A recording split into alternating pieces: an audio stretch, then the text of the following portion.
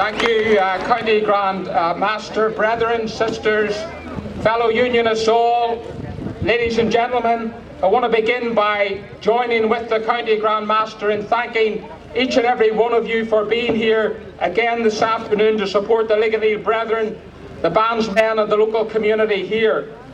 Your attendance today is further encouragement to these lodges and the bands. Your attendance here today is a further message to Republicans and Sinn Féin that no matter how hard they try, they will never break the spirit of the British and Unionist and Loyalist people of Ulster. And your attendance here today is a further demonstration of the determination of all of us. And we're proud to say it, as Protestants, Unionists and Loyalists together, that this cause will not be abandoned. This issue, friends, will not be going away until there is resolution and the restoration of the civil rights of the Ligoniel Lodges and bands who were so unfairly, so unjustly, so inequitably denied their right to complete their homeward journey on the 12th of July back up the Crumlin Road. I want to thank especially those who have come a distance today to join with us. You recognise that the issues at stake here in the Woodvale Road are issues of vital importance, not just here, but throughout Ulster and indeed throughout this United Kingdom. We are determined to ensure that fairness, justice and civil liberties and freedoms will prevail. These are principles which threaten no one. They intimidate no one. They discriminate against no one. These are principles upon which society, civil order are based. And so we come together peacefully with dignity to demonstrate our enduring commitment to these principles. And in doing so, I want to salute your courage, tenacity and commitment.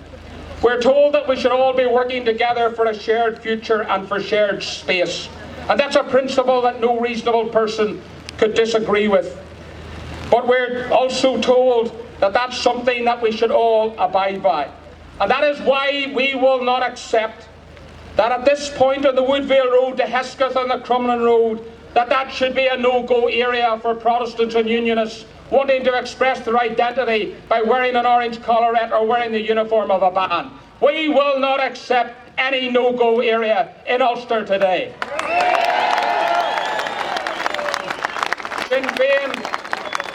Sinn Féin and their so-called Republican dissident fellow travellers would like to tell us that it's their space. They want to tell us that they will decide where and when it is open to others. But they should know by now, we're not going anywhere, and this community will not be humiliated. We will not be treated as second-class citizens. Unity of purpose is our strength. Standing together has been the hallmark of our approach before, during and since the malicious decision against the brethren of Ligoniel. It must be the template moving forward. Republicans will, of course, try to divide us. The media will try to sow the seeds of division. Some so-called friends will try to divide us. That's the age-old tactics of our enemies. But let it be clear that we are resolved not to allow our enemies to succeed. That we will stand together no matter how long it takes until this matter is resolved. And I want to commend today the manner in which these demonstrations have taken place. The dignified, peaceful expression of commitment to these freedoms and liberties is the greatest indictment of the Parades Commission perversity and the Northern Ireland's Office perfidy. Their blatant attempts to distract from their own culpability, to blame everyone else, will not succeed. The fundamental point is that the apartheid Parades Commission, unaccountable, out of control, arrogant and dictatorial, rewards bad behaviour and punishes good behaviour. The current members of that commission must get their P45s and their marching orders, and the Parades Commission itself must go. And let us be very clear that as these task talks begin very shortly, the united voice of unionism in those talks, reflected politically in the community and in the loyal orders, will be a single voice. It's time to disband the Parades Commission.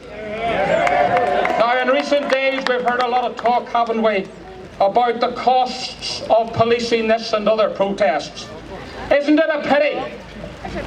Isn't it a pity that the Parades Commission, the Secretary of State, the Chief Constable and all the rest who are bleating so strongly now about the cost didn't act back on the 12th of July to overrule the Parades Commission?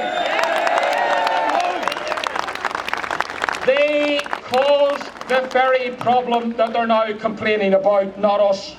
We know there's a cost of policing this protest and others.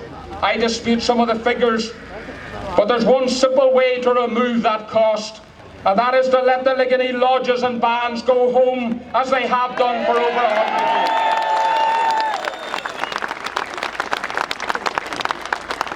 So our guiding principle today, brethren, ladies and gentlemen, fellow unionists and loyalists, is the same guiding principle as that which served our forefathers in their day of political adversity.